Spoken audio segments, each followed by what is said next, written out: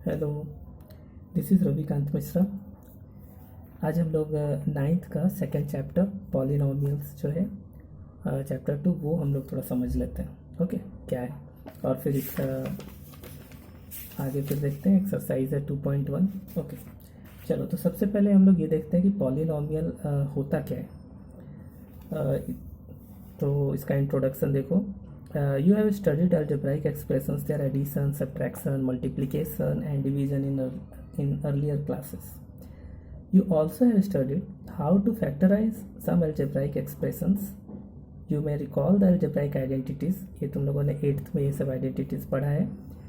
x plus y whole square is equal to x square plus 2xy plus y square. x minus y whole square is equal to x square minus 2xy plus y square. And x square minus y square is equal to x plus y into x minus y. Okay, उसके बाद reminder theorem, factor theorem and their use in factorization. In this chapter we shall start our study with a particular type of algebraic expressions called polynomial and the terminology related to it. We shall also study the remainder theorem and factor theorem and their use in the factorization of polynomials. इस chapter में हम लोग remainder theorem और factor theorem के बारे में भी समझेंगे आगे।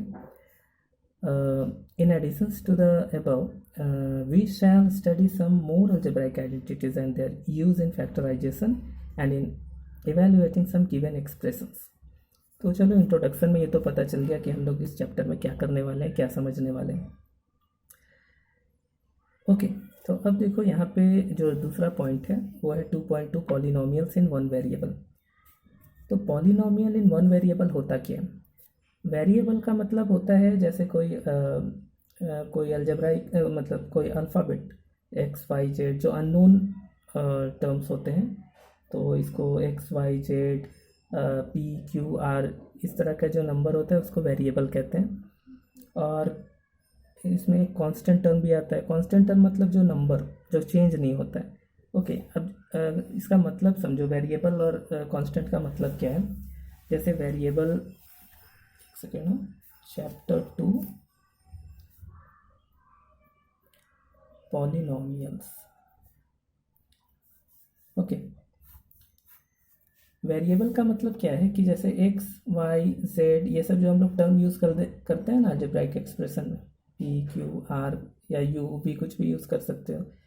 ओके, तो इसमें जैसे एक क्वेश्चन में एक्स का वैल्यू 2 आया, आंसर 2 आया। किसी दूसरे क्वेश्चन में तुमने किसी नंबर को एक्स एज्यूम किया, सॉल्व करने पे 3 आया, एक्स इज इक्वल टू 3। तो कभी किसी क्वेश्चन में एक्स इज इक्वल टू -5 कुछ भी हो सकता है एक्स का वैल्यू। तो ये वेरी करते रहता है नंबर, कुछ भी उसका वैल्यू अलग आ सकता है, राइट। तो इसको कहते हैं वेरिएबल। कांस्टेंट टर्म क्या होता है? जैसे 2 -3/5, ओके, कुछ भी √2।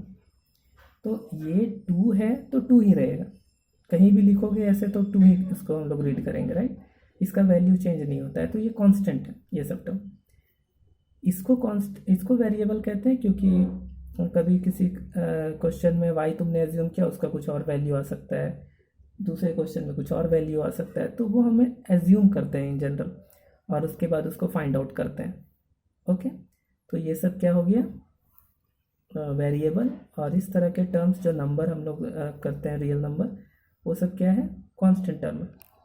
ठीक है, तो पहले तो ये दो कैटेगरी किया जाता है पॉलिनोमियल में कि वेरिएबल और ये कांस्टेंट।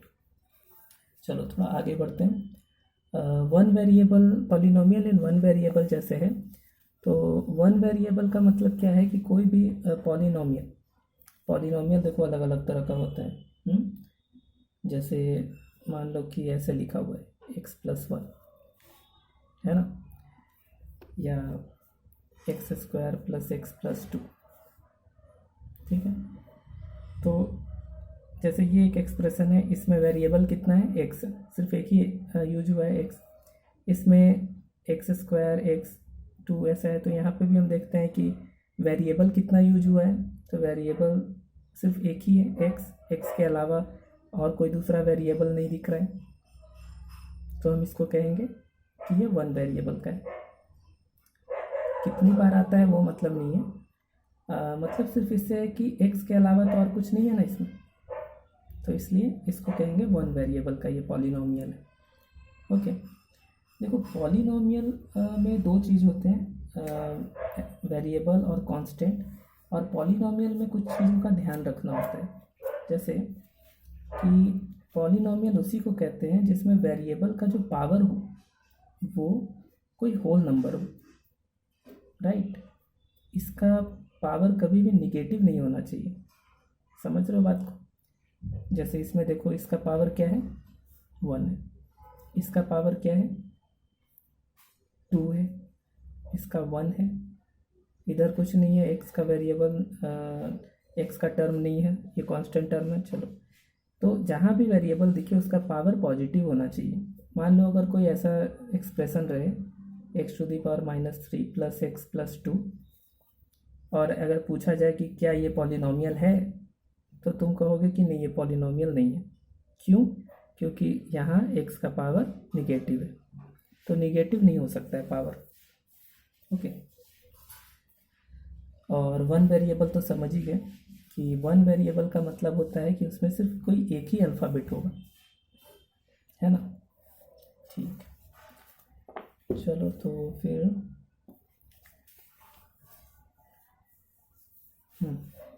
हाँ, कुछ टर्म्स हैं। हाँ, टर्म्स क्या होता है, देखो टर्म्स जैसे मान लो यहाँ पे पॉलिनोमियल है, तो ये 1 2 3, हम कहेंगे कि यहाँ 3 टर्म है। टर्म्स कैसे पता चलता है कि जब कोई पॉलिनोमियल हम लिखते हैं ना, तो प्लस या माइनस यूज़ करते हैं।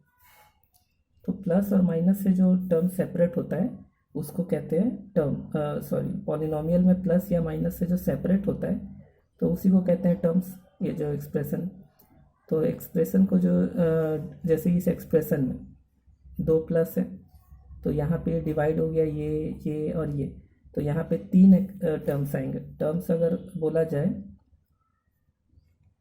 तो टर्म्स क्या क्या है, x² है, x है और 2 है। समझ रहे हो बात को। x प्लस 1 है तो यहाँ 2 टर्म है, x और 1। चलो एक और एग्जांपल ले लेते हैं, ये तो पॉलिनोमियल है ही नहीं। चलो और दूसरा एक एग्जांपल ले लेते हैं, मान लो 2x³ plus 3x² plus 5x plus 7। अब इसमें पूछा जाए कितने टर्म है, तो हम कहेंगे 1 2 3 4। तो टर्म्स कितने हैं, टर्म्स क्या क्या है, 2x³ है, 3x² है, 5x है, 7 है ना। क्लियर, टर्म्स क्या होता है। ये साइन माइनस भी हो सकता है। फॉर एग्जांपल मान लो कि 2x⁵ माइनस 7x² प्लस 3। तो यहाँ पे टर्म्स अगर पूछा जाए तो क्या होगा, इस एक्सप्रेशन का टर्म्स क्या क्या होगा, तो हम कहेंगे 2x⁵ एक टर्म, दूसरा टर्म है माइनस 7x²। माइनस रहे तो माइनस लिखना, हाँ, माइनस साइन इम्पोर्टेंट है।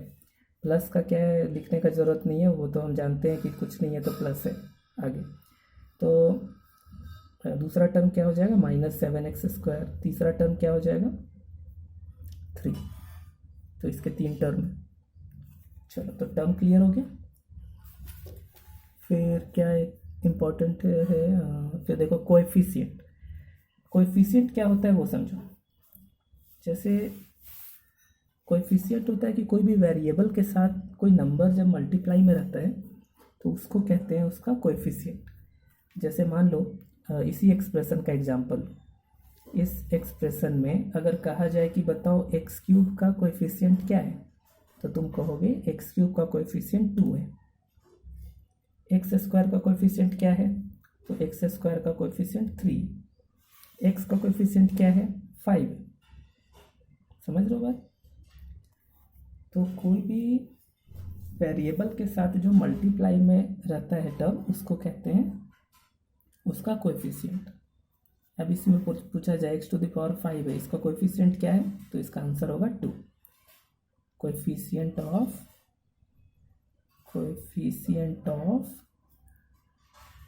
x to the power 5 is equal to 2,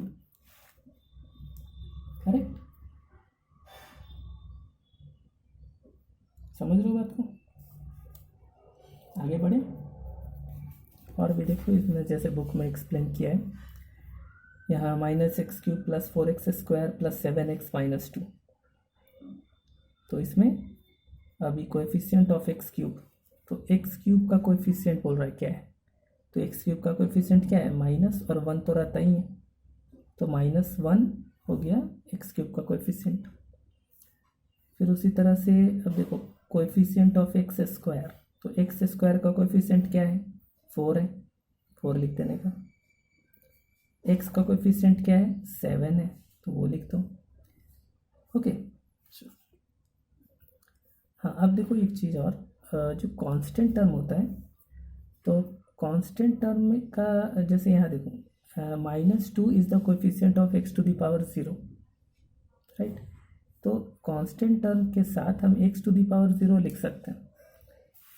okay, x to the power 0 का मतलब क्या होता है, 1, ये मालूम है ना, पहले के क्लास में भी तुम लोगों ने ये फॉर्मूला पढ़ा है, तुम लोगों ने ये पढ़ा होगा कि जो इंडेक्स और ये सब में जो आता था एक्सपोनेंट एंड पावर में a to the power 0 is equal to 1, तुम लोग जानते हो ये होता है। तो मतलब किसी भी कोई भी अगर वेरिएबल है, ठीक है, तो उसका अगर पावर 0 है ना, तो उसका मतलब समझ जाना कि उसका वैल्यू 1 आएगा। कोई भी एक्सप्रेशन हो, उसका पावर अगर 0 है तो उसका मतलब 1, ठीक है? तो जैसे यहाँ पे जो कांस्टेंट टर्म है, तो इसके साथ अगर ऐसे लिख दिया जाए तो कोई फ़र्क नहीं पड़ता है। हाँ, 3x to the power 0 अगर है तो x to the power 0 का मतलब 1 होता है, तो 3 1 जा 3। तो अगर तुमसे पूछा जाए कि बताओ इस एक्सप्रेशन में कोएफिशिएंट ऑफ x0, इसका, हाँ इसका मैं बता रहा हूँ, तो मैं कोएफिशिएंट ऑफ x0 का x to the power 0 का वैल्यू पूछा जाए कि क्या है, तो इसका तुम्हें आंसर देना है 7। समझ रहे हो? जैसे x का अगर पूछे, x का पावर कुछ नहीं है तो 1 रहता है, तो जैसे x का कोएफिशिएंट 5 है, x² का कोएफिशिएंट 3 है, x³ का कोएफिशिएंट 2 है, और अगर x to the power 0 अगर है और उसका कोएफिशिएंट पूछे तो तुम्हें क्या कहना होगा कि ये 7 है ना? तो ये जो कांस्टेंट जो टर्म होता है, इसको इसके साथ x to the power 0 लिख सकते हो। ये एक्चुअल होता क्या है, देखो जैसे मान लो x³ है और अपॉन x³ है, तो इसको कट करोगे तो 1 आएगा ना, सही है? या फिर इसी को दूसरे तरीक़ा से हम लोग लिखते हैं x³ अपॉन x³ है, तो हम रूल जानते हैं कि अगर बेस सेम है और डिवाइड में अगर कोई है तो पावर को सब्ट्रैक्ट करते हैं, तो 3 - 3 तो 0 हो गया ना, तो इसका वैल्यू 1, तो ये भी इसी का वैल्यू है और ये भी इसी का वैल्यू, दोनों 1 आ गया। तो ये 0 इसलिए होता है ना क्योंकि न्यूमरेटर का जो पावर है वही डिनोमिनेटर का पावर अगर हो, कोई भी ऐसा कंडीशन हो जिसमें न्यूमरेटर का पावर और डिनोमिनेटर का पावर सेम हो, तो वो 1 ही आएगा। उसी को बोल देते हैं 3 मतलब दोनों पावर माइनस होकर 0 हो जाता है, तो इसलिए x to the power 0 को हम लोग 1 एज्यूम करते हैं। ठीक है, चलो, तो ये तो तुम समझ गए होगे। तो ये भी क्लियर हो गया। यहाँ पे जो एक टर्म लिखा है कहाँ गया, हाँ ये यहाँ लिखा है कि -2 is the coefficient of x to the power 0। ये -2 जो है वो किसका कोएफिशिएंट है, x to the power 0 का। चलो आगे बढ़ते हैं। 0 polynomial, 2 is also a polynomial. 2 जो है वो भी क्या है, एक पॉलिनोमियल है, क्योंकि इसके साथ x to the power 0 attach तो कर ही सकते हैं, ये x to the power 0 attach कर सकते हैं। So in fact 2, -5, 7, etc. are examples of constant polynomials. The constant polynomial zero is called the zero polynomial. समझ लो, constant polynomial zero is called the zero polynomial. Zero को क्या कहेंगे? Zero polynomial. और ये सब क्या है? Constant polynomial. ठीक है, ये कांस्टेंट पॉलिनोमियल है, ये कांस्टेंट पॉलिनोमियल है, एक और कहा गया ये कांस्टेंट पॉलिनोमियल है ना। X to the power zero के साथ जो मल्टीप्लाई में है उसको कांस्टेंट पॉलिनोमियल कहते हैं। ओके, तो ठीक है, this plays a very important role in the collection of all polynomials as you will see in the higher classes. ठीक है, अब आगे बढ़ते हैं। हाँ, यहाँ पे देखो एक चीज़ बताया है कि now consider algebraic expression such as x plus one upon x root x plus three and cube root of y plus y square. Do you know that you can write x plus 1 upon x is equal to x plus x inverse यानी x to the power minus 1। देखो इसको, ये जो expression है ध्यान दो, x plus 1 upon x, तो इसको हम ऐसे लिख सकते हैं ना, x तो एज इट इज़ लिख दिया है, और 1 upon x को हम क्या लिख सकते हैं? x to the power minus 1, या इसको x इनवर्स भी कहते हैं। तो ये पावर अभी 1 है, पर न्यूमरेटर में जाएगा तो ये -1 हो जाएगा। तो अब देखो, ऐसा जो नॉर्मल फॉर्म में जब हम लिखते हैं तो हम देखते हैं पावर क्या हो गया? निगेटिव हो गया। तो निगेटिव हो गया तो ये नहीं चलेगा। सो क्या है? Here the exponent of the second term that is x to the power -1 is -1। ये जो सेकेंड टर्म है उसका जो पावर है यानी एक्सपोनेंट जो है वो क्या है? -1 है, which is not a whole number. ये होल नंबर होना ज़रूरी है, तो ये होल नंबर नहीं है, इसलिए ये पॉलिनोमियल नहीं होगा। राइट, अच्छा अब देखो root x plus three. Root x plus three क्या है? इसको हम लोग रूट को अगर हटा दें तो x to the power half लिख सकते हैं। तो x to the power half plus three, इसको हम ऐसे भी लिख सकते हैं। तो अब देखो 1/2 क्या होल नंबर है? नहीं है ना। So here the exponent of x is 1/2, which is not a whole number. So is root x plus 3 a polynomial? So no, it is not. तो ये भी polynomial नहीं होगा। किसी का भी रूट हटाओगे ना तो उसका पावर 1/2 दे सकते हो। हाँ, ये ध्यान में रखना। चलो मैं तुम्हें ये चीज़ को बता देता हूँ, जानते होगे तो अच्छा है, नहीं तो चलो एक बार रिपीट हो जाएगा। जैसे देखो, मान लो √9 है, ठीक है, और 9 टू दी पावर हाफ। इसमें कहा जा रहा है ना कि इसके जगह ये लिख सकते हैं। तो चलो हम लोग देख लेते हैं क्यों ऐसा होता है, कि दोनों का वैल्यू क्या आता है। देखो दोनों का वैल्यू सेम आएगा। अभी 9 को क्या लिख सकते हैं? 3 × 3, ये पेयर बाहर निकलेगा तो 3 हो जाएगा, है कि नहीं। अच्छा, अब 9 को क्या लिख सकते हैं? 3 स्क्वायर तो लिख ही सकते हैं 9 को, और हाफ पावर पहले से था। तो हम लोग एक रूल जानते हैं, पहले की क्लास में पढ़े होंगे, कि पावर का मतलब 2 पावर में अगर कोई चीज़ है तो उसका मल्टीप्लाई हो जाता है, ऐसा पढ़े हो ना। तो यहाँ 3 टू दी पावर क्या हो जाएगा? 2 और 1/2, ये दोनों का मल्टीप्लाई हो जाएगा। तो ये और ये कट गया, तो क्या बचा? 3। दोनों का वैल्यू सेम आ रहा है ना, तो इसलिए √9 को तुम 9 टू दी पावर हाफ लिख सकते हो, मतलब कुछ भी वैल्यू है। किसी का भी अगर रूट है तो उस वैल्यू का मतलब जो भी है नंबर, उसका तुम रूट अगर है तो उसको पावर 1/2 लिख सकते हो। वही चीज़ यहाँ पे ऐसा कह रहा है कि √x है तो x to the power half लिख सकते हो।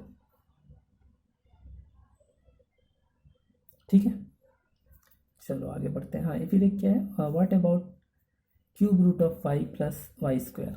यहाँ पे देखो cube root of y plus y square है, इसके बारे में बताओ क्या होगा। It is also not a polynomial. क्यों?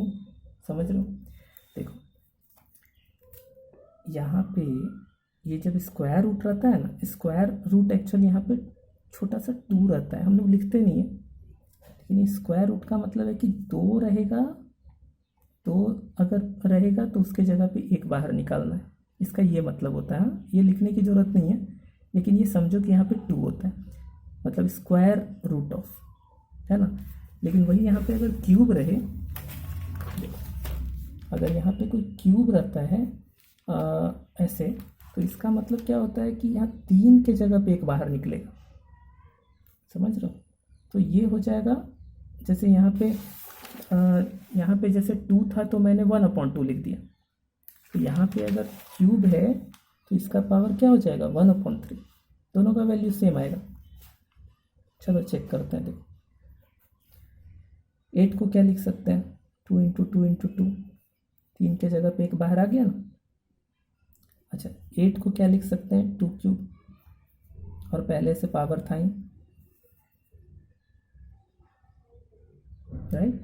8 को हम लोग ऐसे लिख सकते हैं ना, तो क्या हो जाएगा 2 to the power 3 into 1/3, 3 cut गया तो बचा 2। तो ये और ये सेम है, मतलब ये इसको तुम ऐसे लिख सकते हो। तो जैसे क्वेश्चन में क्या है, cube root of y plus y square, ऐसा एक्सप्रेशन दिया हुआ है ना।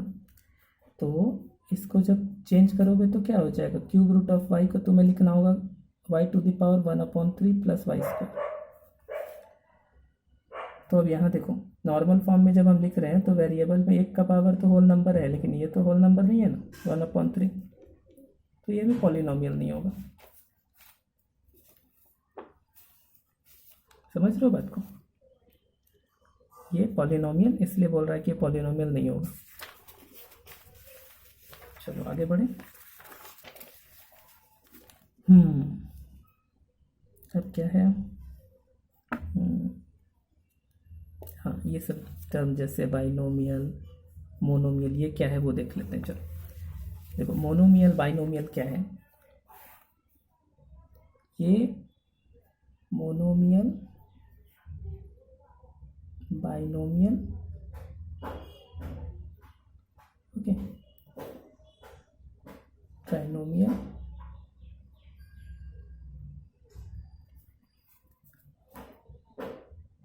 देखो ये क्या होता है, जैसे मान लो कोई ऐसा पॉलिनोमियल हो जैसे एक ही टर्म उसमें हो, जैसे 100,